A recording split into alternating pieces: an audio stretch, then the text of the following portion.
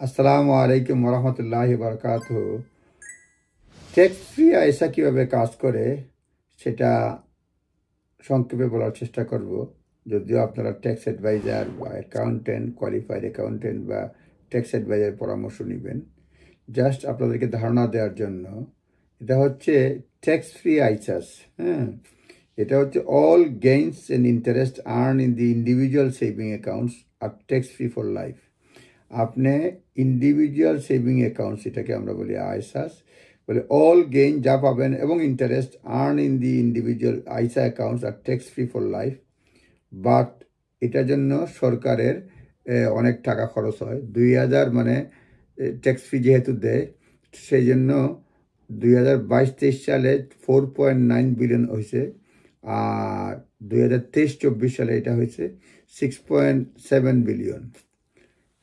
You can save up to 20,000 into ISA each year, and there is no limit to the amount you can hold over a lifetime. আপনি প্রতি বছর 20,000 pound পর্যন্ত আইসা অ্যাকাউন্টে জমা দিতে পারেন প্রতি বছর, এবং লাইফ টাইমে কোনো লিমিট নেই। সুতরাং প্রতি বছর আপনি বর্তমানে প্রতি বছর 20,000 পাউন্ড পর্যন্ত আপনি আইসা অ্যাকাউন্টে জমা দিতে পারবেন। এটা লাইফ টাইমের জন্য ট্যাক্স ফ্রি, যত অ্যামাউন্টই আপনি জমা করেন প্রতি বছর 20,000 পাউন্ড করে। এবং এটা এখন যেটা আলোচনা শোনা যাচ্ছে আর কি, এই একটা ক্যাপ করে ফেলবে যে 100,000-এর উপরে রাখলে ট্যাক্স দিতে হবে, নর্মাল আপনি যে ট্যাক্স পে করেন সেই রেটে।